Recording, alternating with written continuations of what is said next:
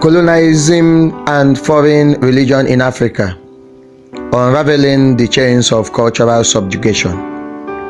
Introduction.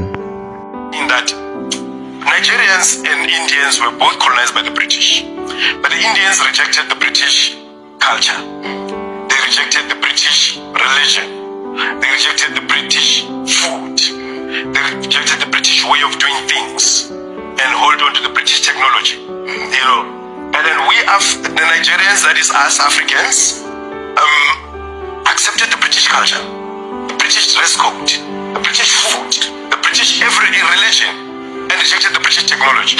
Now that's where the Indians are the most advanced. They don't need to speak English to make a cell phone.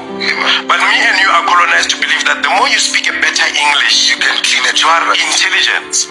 But a perfect English is not a mark of intelligence. A mark of linguistic ability. You are able to speak.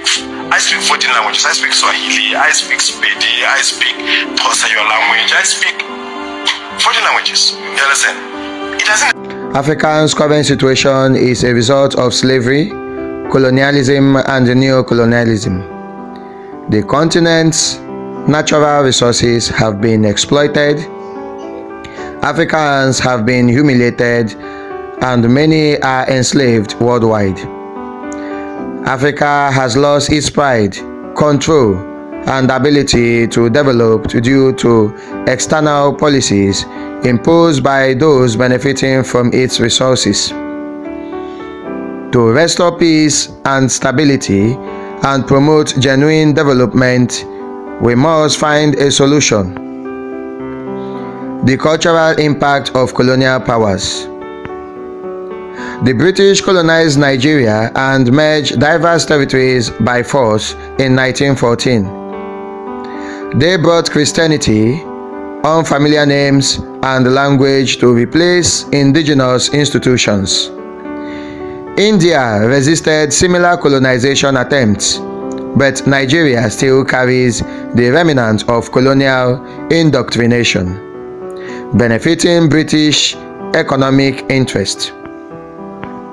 The influence on Nigerians' identity and nationalism.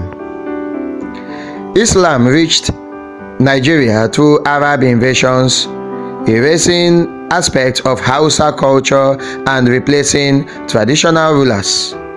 The British aligned with Islamic Fulani groups, further eroding identity and heritage in northern Nigeria. Religion and Nigerians' national landscape. Religion plays a significant role in Nigeria, but it hasn't translated into moral values. Corruption and deception persist even within religious circles. The paradox of religious extremism and societal decay. Despite the presence of churches and mosques, moral values decline. Christians face persecution by extremist Fulani groups seeking land and Islamization. Nigeria also grapples with political desperation, crimes, scams, and violence.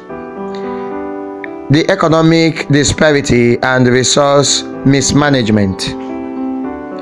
Nigeria, rich in resources like petroleum, rice, and beans, imports these commodities instead of being self-sufficient. The gap between the wealthy and the impoverished is alarming. Injustice prevails and Nigeria is burdened with significant debt. Lesson from India. Comparing Nigeria to India reveals missed opportunities. India's advancement demonstrates what Nigeria can achieve through focused development. Nigeria's primary agenda should be development, not Islamization. Nigeria and the future. Nigeria's situation will worsen without change. To address the incompatibilities between merged ethnic groups, a referendum to dissolve Nigeria is necessary. This will dismantle terrorism, foster development, and prevent global threats. Conclusion and solution. The dissolution of Nigeria through a referendum and the emergence of Biafra as a free state is the only solution.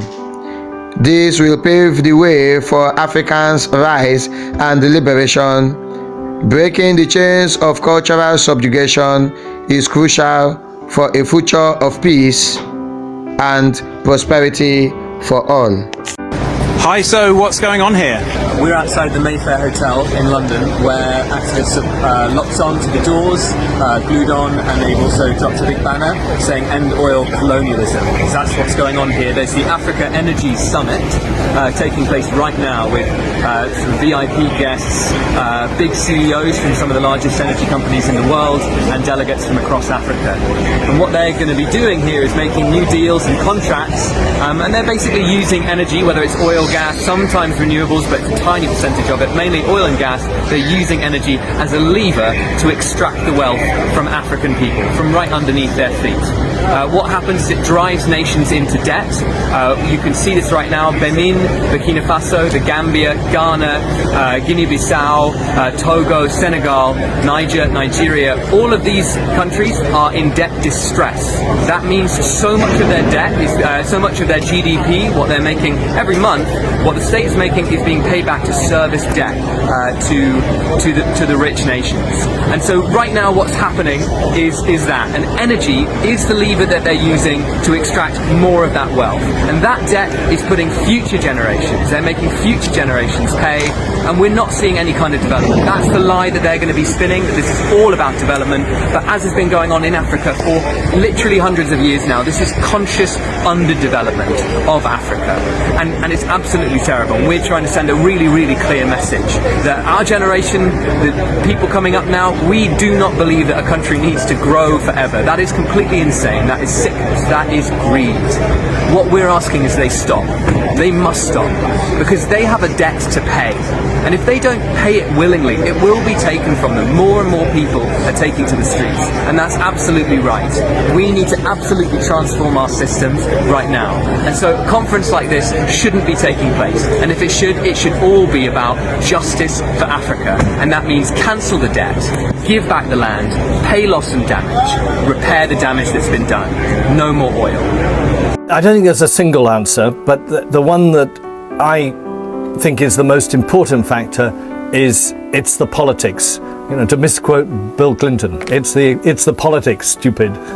And that goes back to the colonial project, the way Africa's societies, between 6,000 and 10,000 political units that existed pre-colonial times, were carved up by outsiders, simply drawing lines on maps, and between Germany, France, Britain, saying, right, that bit's your bit, that's bit, we'll put the line there, often dividing whole societies.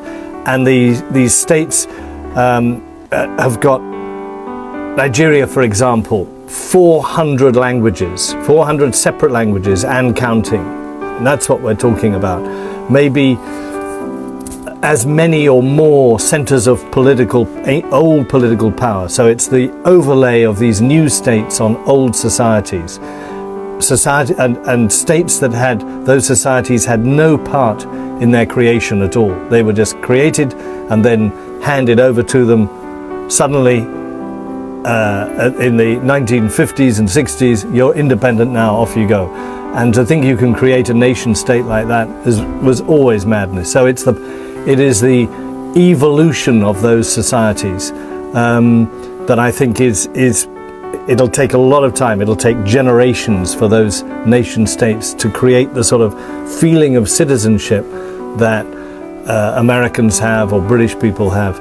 And so I just don't think, I think that's the core of the failure of development. Lots of countries going along nicely, suddenly huge political upheaval, maybe even civil war, all destroyed.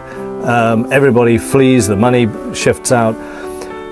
And I think that's one. And I think the other one, which is closely linked to it, is that Africa's politics have fallen into the hands of elites, as the Nigerians would call them. These are a class of people who are pure business politicians, and business and politics go together in Africa. You cannot stand as a poor man. I came across a wonderful example the other day from Kenya, where a man who cycled around on a bicycle was trying to get himself elected, and the people just laughed at him and they say, "You've only got a bicycle, what can you do for us? We need a big man with a big car with money. That's the politician we need to." So there's this mentality which I think has allowed a very small group of people to take over those countries politically but also economically. And that's why you have something like, I think the World Bank says, between 60 and 70% of Africa's capital shifted out of the continent. It's in banks in Europe and Asia and maybe America as well. But these people just do what the colonialists did, which was suck the wealth out and shift it overseas. And until that changes, that is, until there's a new generation or even a revolution that actually takes power back to African people, I think those problems, that lack of development, will continue.